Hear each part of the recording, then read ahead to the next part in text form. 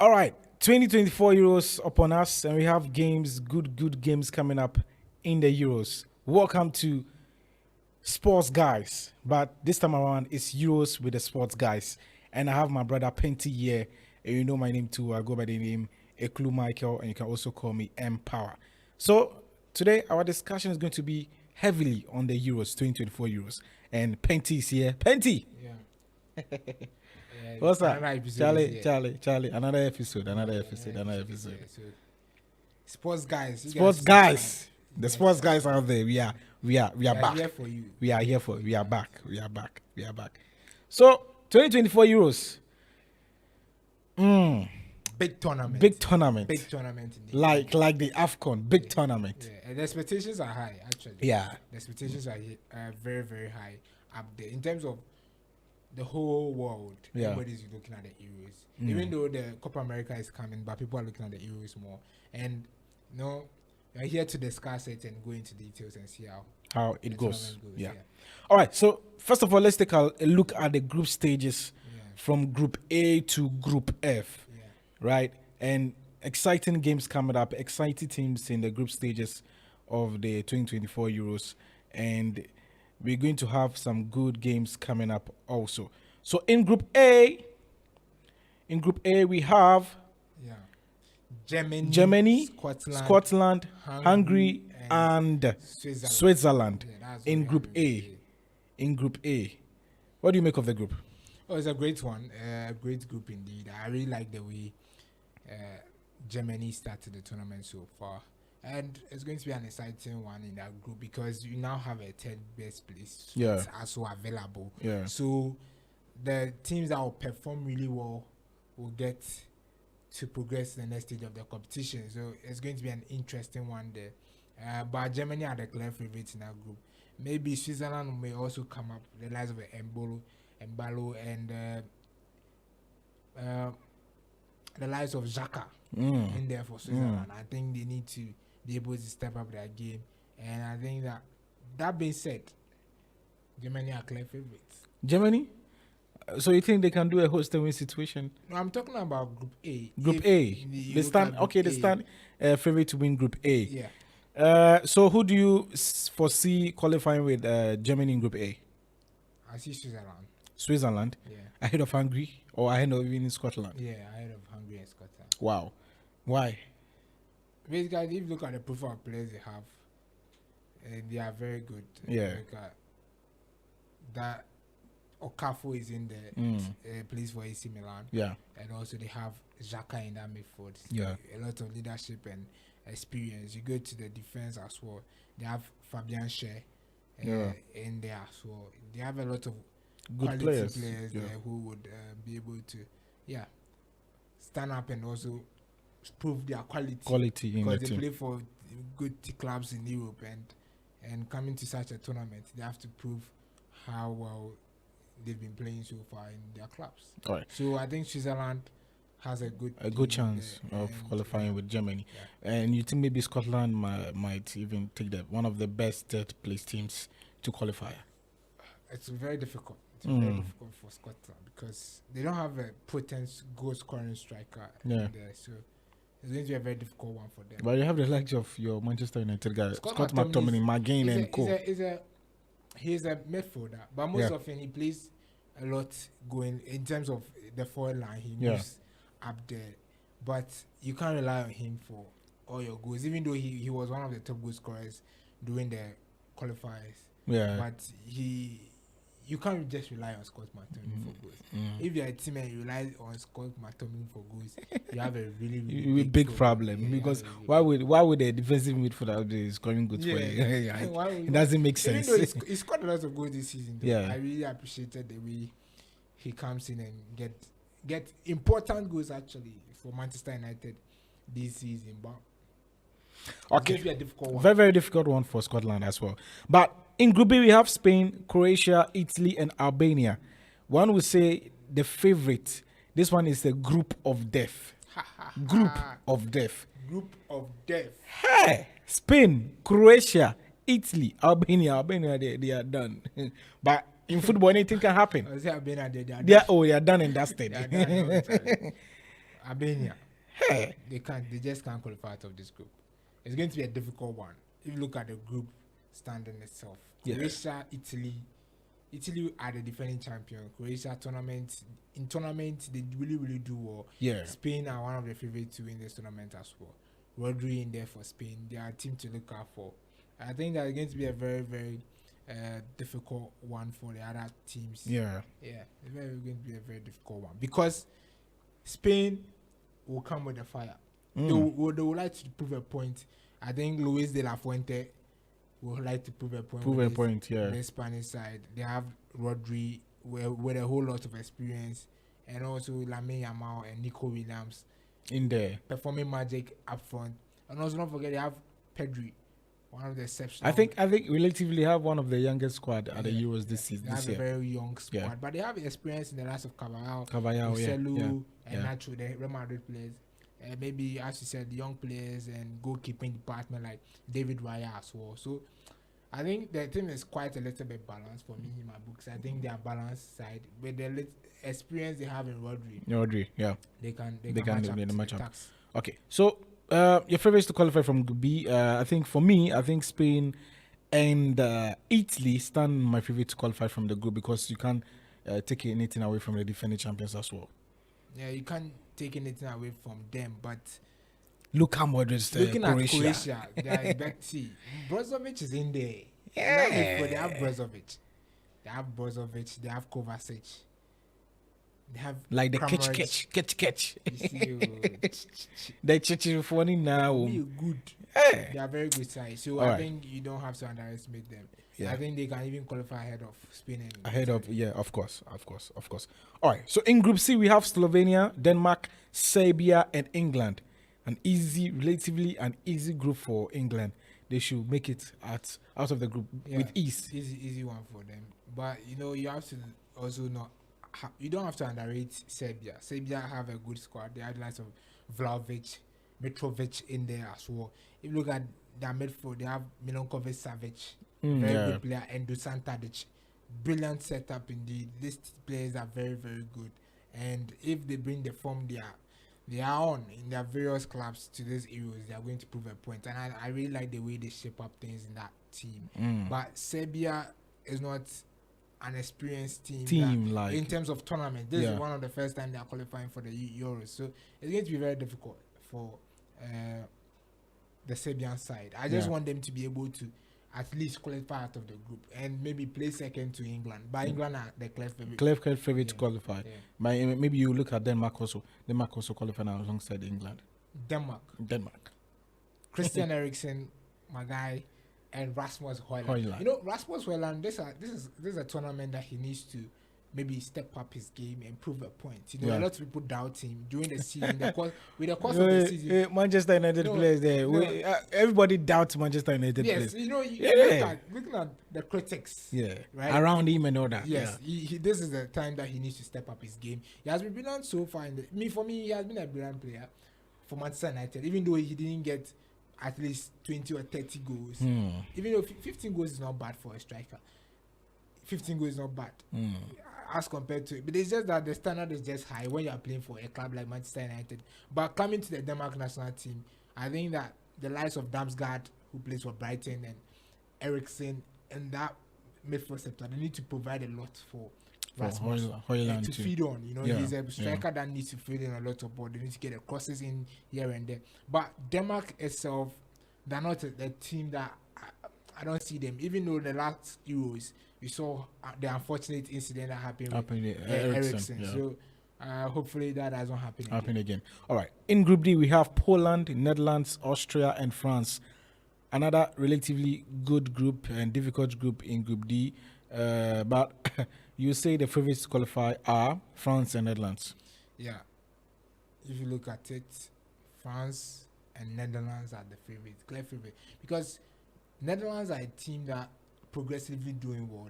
Memphis Depay, Frimpong from Bayer Leverkusen, fantastic player, and Amundsen from Dortmund just joined the team with the injury of Frankie de Jong as well. Yeah, it's not the best of midfield they have now. Koop Miners is also out injured, but I think they'll be able to qualify out of this group because Poland is not that good.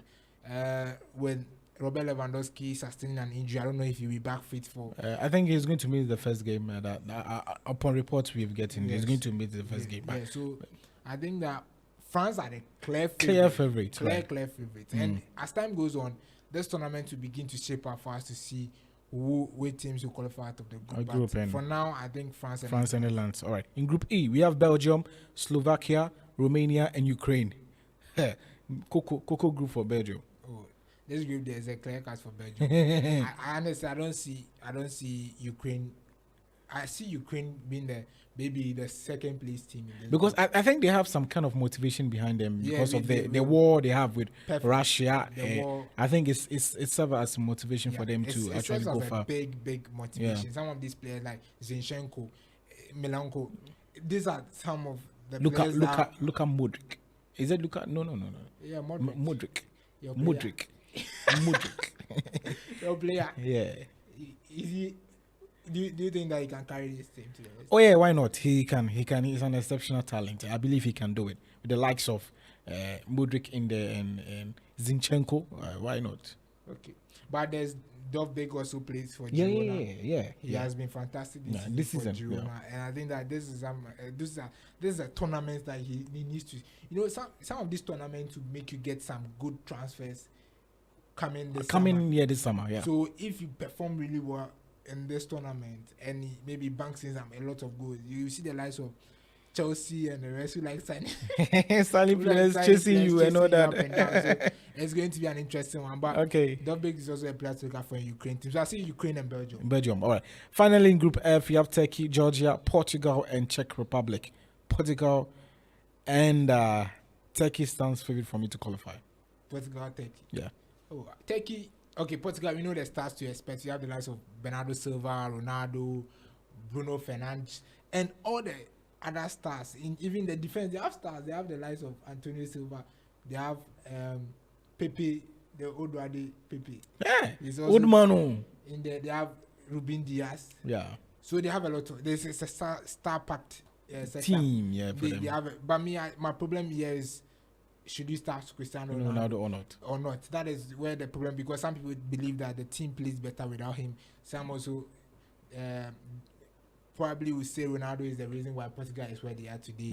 So you don't have to bench him. But the guy keeps on proving when he's playing for the Portugal national Yeah, team. he He plays scored- a friendly and he scores a brace. So, So Ronaldo is the guy, and 895 goals, career goals is fantastic. So he's that guy. I think looking at the second best place team in this, you made mention of Turkey, and I think that they are a very young side coming up. Çalhanoğlu in that midfield is a very top-notch player. Been fantastic for Inter Milan this season. You have been controlling a lot of things with that Inter Milan setup. I think he needs to bring that on board into the Turkish national team. Yeah. And you look at we have to look at for Yildiz, who plays for Juventus as well, and also don't forget about the Real Madrid star boy Ada Aguilar. That guy, he needs more game time at Real Madrid, but I'm sure when it comes to national team, they're going to give him that opportunity to showcase what he has. All right. So let's look at the players to watch for the tournament, right? In France, we have Kylian Mbappe for France. Yeah, basically France are the favorites. I think France have proven over the past, if I'm not mistaken, 6 years. Yeah. That if you talk about teams that perform really well in terms of tournaments, they're always there. If you look at the Nations League, they won it. The last two editions. They also did well to go to the World Cup final. They won the World Cup and went to the World Cup final. And also they've proven over the years that even in the Euros, they were in the final in the 2016 Euros. So they have been a side that have been consistently be performing well when it comes to tournaments. And look at DJ Deschamps, he has really transformed this team. He has even transitioned the team from the likes of Blaise Matuidi in the midfield to Camavinga and Tchouaméni. And he has also moved on from the likes of Karim Benzema. And I think they'll move on gradually from Giroud as well, bringing Thuram in there. And Kylian Mbappe has been fantastic for this team over the years. Yeah. Even though they don't have Paul Pogba, who has been influential and that key man for them in midfield, they have a very good midfield as well. Even if you look at the likes of Griezmann, Yeah. he brings a whole lot on board. So yeah. this France team with Kylian Mbappe in there, we need to expect the best from them. All right. So Portugal of Cristiano Ronaldo, we spoke a little bit about him, but if he should start for the Portuguese national team or not. But for me, I think if he's fit, he should be starting. Yeah. Obviously, you start. So far as you said, Andrea, you should start for the Blasters. Why would you? Why would you say Cristiano to start for the Why wouldn't you Portuguese say national team? Cristiano Ronaldo should start for the Portuguese national team? Yeah. So obviously, when he's fit, he has to start. He's the main. He's the main orchestrator of the team. And right? people are watching this Euros basically because of Cristiano Ronaldo. Even if you go to social media, even the training session they had in Germany, the first training session, the whole lot of people came there just to watch Cristiano Ronaldo train in Germany. So people are saying he has conquered England, he has conquered Spain, he has conquered Portugal. He needs to conquer Germany this time around. But it's going to be a difficult task for Portugal. But I think Cristiano Ronaldo is a proven goal scorer already. And yeah. He doesn't need 895 goals. Career goals. That's fantastic. That is really fantastic. Five shy of 900 goals. Wow. Brilliant indeed. He really does well. Yeah. And I think that this tournament might be his last Euros. Yeah, I think so. I don't see him playing another Euros again. Oh, now aged. Well, we need on I don't see him. Maybe the World Cup will be his last tournament. He wants Messi to retire first before he does. I'm not sure. But Portugal, I think to watch. Portugal, I think to watch. When you talk about Portugal, you have to definitely mention Cristiano Ronaldo. Yeah, of course. All right. England, we have a player called Jude Bellingham. And when you talk of Jude Bellingham, you should do this. Do this. Do this. Do this. Dude. What a player. Jude Bellingham. What a player. Jude Bellingham. La Liga player of the year. Ballon d'Or contender. Of course. You go take him. Oh yeah, he go take him. Ballon d'Or contender. This one forget in the English media. He go take him. That's in there. Jude Bellingham, if they win the Euros, they take the They take. That one the biggest achievements for such a young lad will be the Ballon d'Or. Yeah. Yes.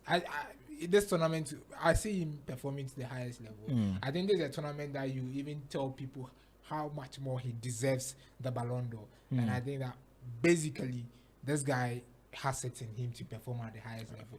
You can't expect less from Jude Bellingham. He is that guy.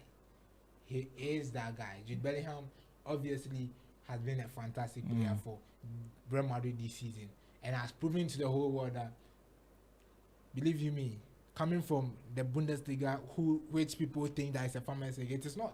It's not. It's not a farmers league, and he has the quality. Yeah. And he has proven it this season. Winning the Champions League in his first season and winning the La Liga as well.